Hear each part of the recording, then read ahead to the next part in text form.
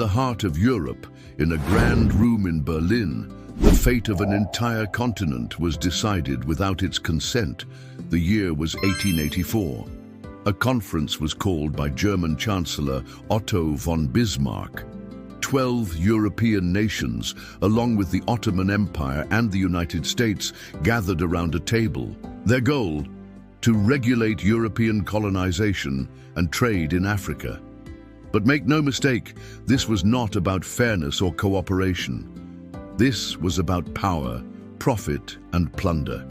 There were no African delegates present, no kings, no elders, no voices of the people whose land was being divided. Africa was not invited to its own partition. What took place over those months came to be known as the Berlin Conference, and it sparked what history remembers as the Scramble for Africa. European powers rushed to seize territory across the continent, claiming lands they had never set foot on, often using maps and speculation more than knowledge or diplomacy. Britain, France, Germany, Belgium, Portugal, and others divided Africa like pieces on a chessboard. The logic was cold and strategic. The more land you held, the more powerful your empire became. But the consequences? They were devastating.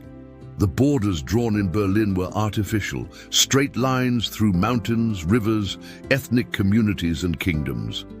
Families were split, tribes were divided, enemies were forced into the same territories. And in many places, nations were created on paper long before they existed in the hearts of the people.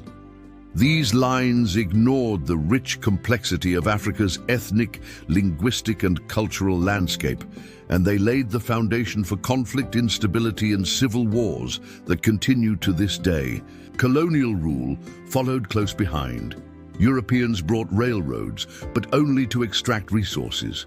They built schools, but taught obedience, not empowerment.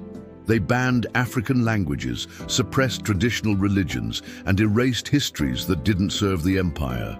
In the name of civilization, Africa was stripped of its wealth, its identity, and its sovereignty. From the Congo under Belgian rule, to Algeria under the French, to Kenya under the British, resistance was met with brutality.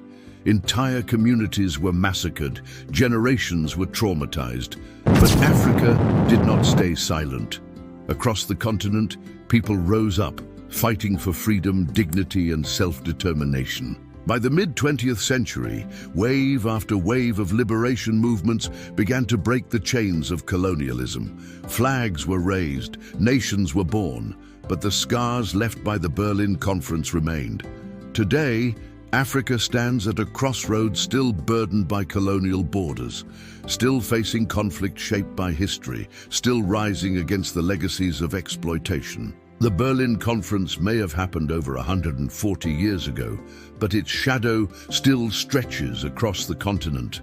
Understanding Africa's present, its challenges, its triumphs, its complexity, means facing the truth about its past. The scramble for Africa was never just about land. It was about control of people, of resources, of narratives. But today, Africa is reclaiming its voice, telling its story on its own terms, and redefining what it means to be free. The past was written in Berlin, but the future is being written in Africa. Thank you for watching Bukati Production. Please like, share, don't forget to subscribe.